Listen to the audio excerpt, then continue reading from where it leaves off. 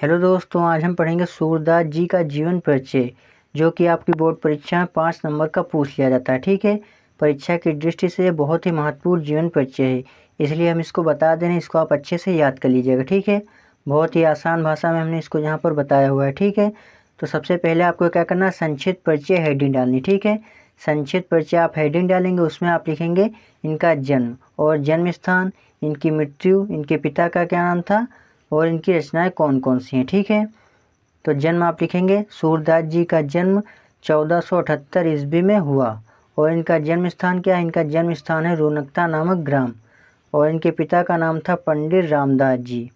और जो इनकी भाषा है, भाषा इनकी कौन सी है, ब्रज भाषा। ठीक है, और इनकी रचनाएं हैं सूरसागर, सुरसारावली, साहित्य लहरी। और इनकी मृत्यु हुई थी, सूरदास जी की मृत्यु 1583 ईस्वी में हुई थी। इतना आप संक्षिप्त परिचय में लिख देंगे। ठीक है, संक्षिप्त परिचय लिखने के बाद आपको क्या करना है, हेडिंग डालनी है जीवन परिचय। जीवन परिचय में आप लिखेंगे सूरदास जी का जन्म 1478 ईस्वी में पंडित रामदास जी के घर हुआ था।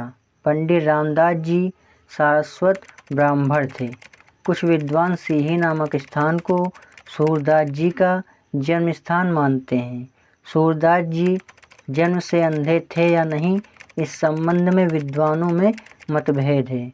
उनका कहना है कि बाल मनोवृत्तियों एवं चेष्टाओं का जैसा सूक्ष्म वर्णन सूरदास जी ने किया है, वैसा कोई जन्मांध व्यक्ति कर ही नहीं सकता। इसलिए ऐसा प्रतीत होता है कि वे संभवतः बाद में अंधे हुए होंगे। सूरदास जी एक बार वल्लभाचार्य जी से मिलने के लिए मथुरा के गौघाट गए। सूरदास जी की सच्ची भक्ति और प्रेम भावना को देखते हुए वल्लभाचार्य ने उन्हें अपना शिष्य बना लिया। वल्लभाचार्य जी के संपर्क में आने से पहले सूरदास जी दीनता के पद गाया करते थे तथा बाद में अपने गुरु के कहने पर कृष्ण लीला का ज्ञान करने लगे। ठीक है, और इनकी मृत्यु कब हुई थी, सूरदास जी की मृत्यु 1583 ईस्वी में गोवर्धन के पास पारसौली नामक ग्राम में हुई। ठीक है, सूरदास जी की मृत्यु 1583 ईस्वी में गोवर्धन के पास पारसौली नामक ग्राम में हुई। उसके बाद आप हेडिंग डालेंगे रचनाएं। तो सूरदास जी की रचनाएं निम्न हैं, सूरसागर, सुरसारावली, साहित्य लहरी। ठीक है, ये इनकी क्या है, ये इनकी प्रमुख रचनाएं हैं। उसके बाद अगली हेडिंग आप डालेंगे भाषा शैली।